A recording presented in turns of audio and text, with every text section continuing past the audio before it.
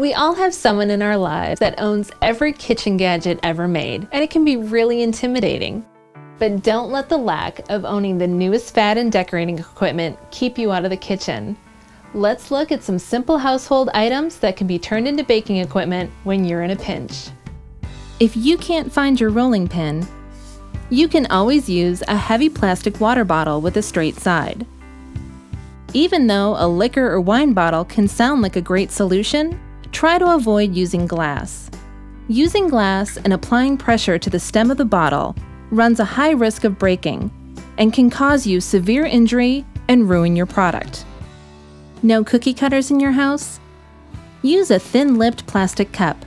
Dip the cup into flour or powdered sugar. Push straight down into the dough and give it a slight twist at the end, and this will create a smooth cut. Don't own those fancy pie weights? You can always line your pie crust with tin foil or parchment paper and fill it with dried beans or uncooked rice. If you're really in a pinch, you can even use your spare change. But be sure to give that change a thorough washing before it comes into contact with any food product, because money can be very dirty. You don't need a professional pastry bag to do simple piping. Just cut the corner of a freezer bag and add a decorating tip. You can even make your own bag with parchment paper. Cut a square of parchment paper diagonally to make a triangle. Hold the top point of the triangle and roll one corner up to meet the top point. This will start to create the shape of a funnel.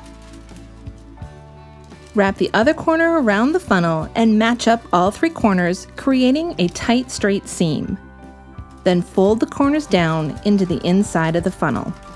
You can even cut a small portion of the bottom point, creating your own custom-sized piping tip. You can even make your own stencils to help decorate your cakes and cookies.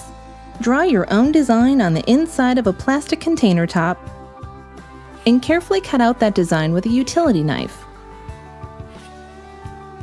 Place the back side of the homemade stencil on top of your cookie or cake and dust it with powdered sugar or cocoa powder.